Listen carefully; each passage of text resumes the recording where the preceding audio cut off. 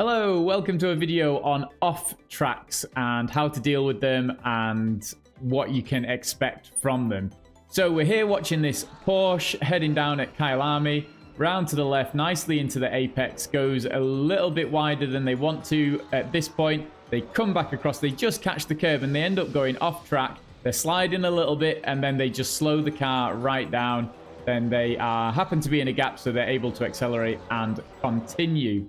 Now, there's a few things I think here. There's two things that I put at the top of my list for doing on an off track.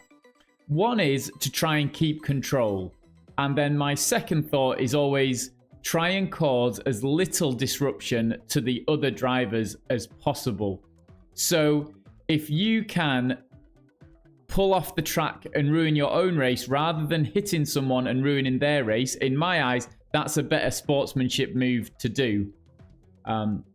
So there's those two are at the top for me, because if you can keep control, it leads on to being predictable. So let's just jump back here and watch this car go through again. And what we're going to do is jump to the car behind here, and we're going to watch as they come through. We are far enough behind in this car to see what's going on. We see them jump, and now we're thinking they need to stay over to that side, but we're aware. So as soon as we do it, one of my notes in here is expect the unexpected. So I've got to fully prepare that this driver may just think they can keep going in the gap in front and keep going forward. So now I'm watching them. They're going across. I can see the dust. I see that they're on the grass. And so we want to be heading over. And I would say this car could be even more over to the right-hand side, just in case that car on the left wants to come back on or can't stop and just slides back onto the track. However, this car manages to get through, and the car behind, we know, comes on and catches this curb nicely. So credit to this car in front who kept control. They knew they were going off. They're then just dabbing the brakes, trying to keep it in control. Then there, and when they come back onto the track, they're not just flat back on the accelerator. They are waiting to check they've got control of the car, letting it just sort itself out and stabilize itself, and then getting back on the power, checking they're in the gap.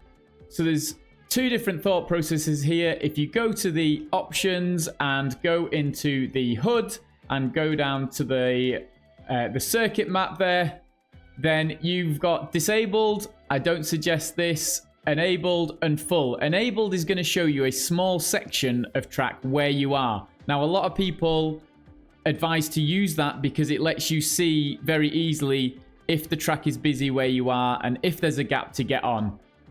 I prefer having the full map on. It lets me get a bigger picture of what's going on, but it does take you longer to locate where you are, and the gaps look smaller on that, so it can be harder to judge. But they're your options for having a circuit map on the screen as you race if you are struggling with off tracks and need to find those gaps. So that's in the hood menu in the options. So that's it, just to recap then. So if you're going off track, my advice is to try and keep control. Try and avoid disrupting as many people as you can. Maybe that means turning off and ruining your own race before anybody else's. Try and keep it predictable. So don't try and jump back on the track as quick as you can. Try and just keep your car flowing in a straight line. Or making slow movements. Don't come back on and rush across the track.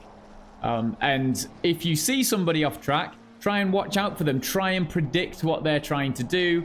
Give them room if they want to come back on the track. You know, if you can move over and let them on, then maybe do that as a nice sportsmanship move. Remember, if you are off track, it's your responsibility to come back on the track cleanly and safely. So it should involve you losing more time than the people on track. However, between us all, maybe we can just help each other out and have some good rejoins. If you see a car off track, don't forget to expect the unexpected. Yes, they should stop. Yes, they should slow down. Yes, they shouldn't just charge back on. However, normally you can tell if you watch their behavior to see whether they are going to follow that behavior or whether they're just going to rush straight back onto the track. if they're starting to nudge you already to come back onto the track before the corner, maybe don't expect them to give you all so much room through the corner. So just be prepared, give a little extra space. And give a little bit more room when you're overtaking or going past someone that's just been off track. Just in case, expect that unexpected. So that is the off tracks. Okay, so we're just going to move on and talk a little bit about being lapped. So this McLaren just in front, this is us. The red Ferrari is the race leader. And you can see there, oops, I've hit the wrong button. The black car in front just goes off to the left there. They're driving off the track. I don't know if that's for them to get out of the way of first place. You can see they're on the brakes until they come back onto the track. And then they just stay left. They just want to be out the way.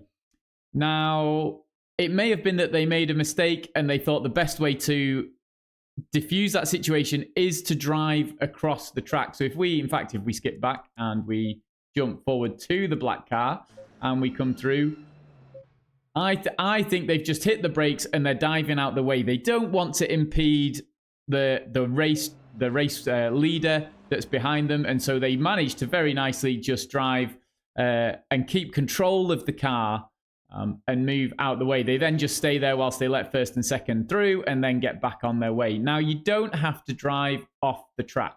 It is up to the cars that are lapping you to do it safely.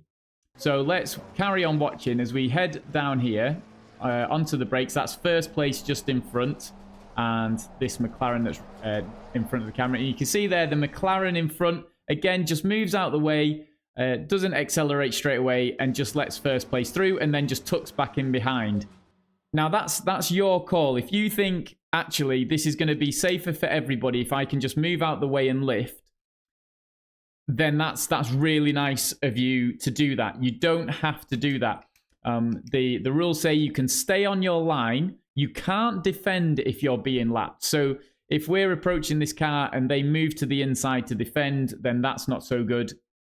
But if you want to move aside, I would say just lift off the accelerator. Don't hit the brakes. Because remember, you've got to look at this from 2 points of view. So coming up to this car here, my point of view is I want to get past this car in front to chase first. Because we're on lap 7 out of 15. So we've got half the race still to go. And if I get stuck behind the car, first place gets to get the lead a little bit more. So at this point, the lapping car is expecting you or the car in front. So we've got this black and this blue car. So I'm expecting the blue car to stay on the racing line, stay over to the left. I'm going to go on the right and I'm hoping I can just send it down the inside and we'll get the overtake done at this next corner and on we go. Now, the blue car starts to move over to the right, then changes their mind and moves over to the left. And it's a bit of miscommunication. And this, again, along with being in the off-track section, is being predictable. So we're coming round here. They're kind of over to the left. So I'm thinking, right, we'll stay right. So then we turn to the right. But as we turn to the right, the blue car kind of moves as well. And I think they react to us and go, oh, no, look, the car behind is going to the inside. So then the blue car kind of moves. Oh, they don't. I lied. I've misread that completely. So we're coming down. I don't think the blue car spots us. Then they move over to the... We twitch because we think they're in the middle of the track. We'll send it down the inside there. But then they move over to the right. We have to dive back to the left. And they put their brakes on here. So they've put their brakes on very early, which is nice. They're letting this car... Well, this is us. They're letting us past, which is very nice of them. It means we're then free up for the curve. And you don't need to brake till about here. Even the number 1 sign, I think you can brake quite late. And follow it through. So it's just trying to be predictable. And my thought here is brakes on super early for a corner isn't so predictable. So they would have been better just to lift. It means that both cars are traveling at a similar speed. I can go, oh, I'm quicker than they are. I'll make the move and go around the outside. Once we're side by side like this and not in a direct line, then you could tap the brakes. Because if they tap the brakes there, it doesn't matter. I'm not behind them. I'm going to sail past. But as you can see here, as we come down the corner, there's a little bit of which way are they going? And then they decide and hit those brakes, and we risk catching the back of them at that point. Thankfully, it all worked out. They were very generous. They moved out the way for us, let us come through.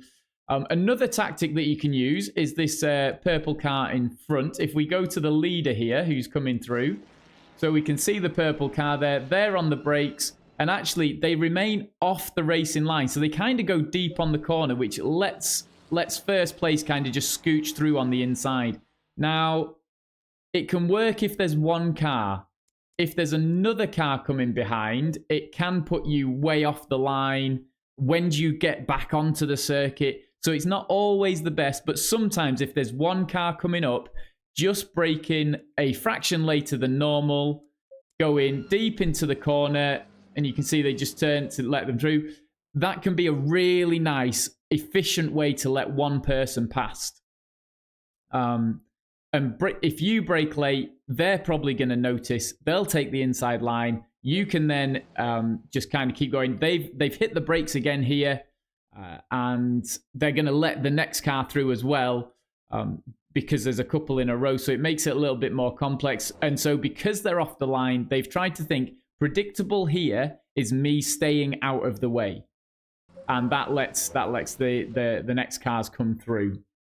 So it is all subject to your own personal opinion, but there's a few different ways there that you can get past. The main thing is just trying to be predictable. If you want to slow down and let someone past, then move off the racing line and just lift off the accelerator. You don't need to brake. As soon as the faster car sees that they're faster than you, they will go alongside you. And at that point, if you want to, you can brake and let them pass so they know then they're clear. One thing is if you're being lapped, make sure you lift and brake nicely for the next corner and you don't go flying into the car that's just overtaken you. That can be really frustrating for drivers. So that is it. That's all I've got. So it's just trying to be predictable, I think, for both ones, and trying to realize that we are at this point, we're just sim racing. We're trying to have some good races. We want the side-by-side action. We want all the drivers to be involved, but we just need to try and make it predictable. And that comes with experience and being on the track. So jump in, race against some AI to get some race experience if you've got no race experience. But otherwise, come on in, keep the car predictable, try and stay in control as best as you can. And I hope to see you on the track. Join us for some SimGrid Seasons races.